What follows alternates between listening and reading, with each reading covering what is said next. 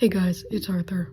Welcome to day 6 of mixing my friends' personas with characters that remind me of them. Today we're talking about Bloody. Fandoms she's a part of are FNAF, Hazbin Hotel, K-pop Demon Hunters, and Sonic. FNAF is an instant only if absolutely necessary for this series since I draw FNAF stuff a lot, and K-pop Demon Hunters didn't seem all that interesting to make a design based off of, so I'm stuck with Sonic and Hazbin Hotel. Now I do like Sonic, but I don't know that much about it. I've seen animations, I've played a few games, I've watched comic dubs and voiceovers and reviews, but there's a lot of Sonic content, and I'm not a Sonic fan.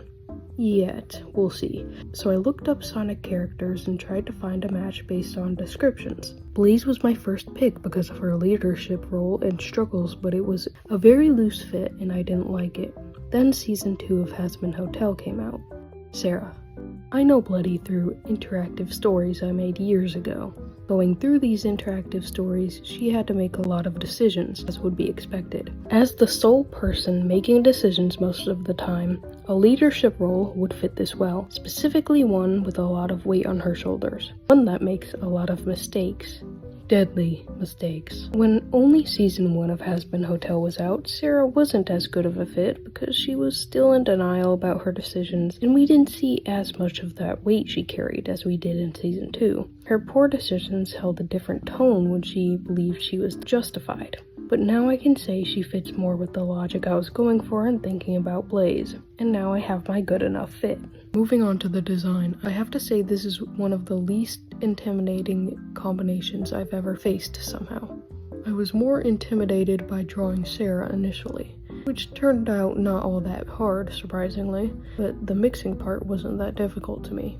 These designs just give off a very similar feeling and I immediately knew what I wanted from each, so designing it wasn't the difficult part. Drawing it more than once, however, is still intimidating.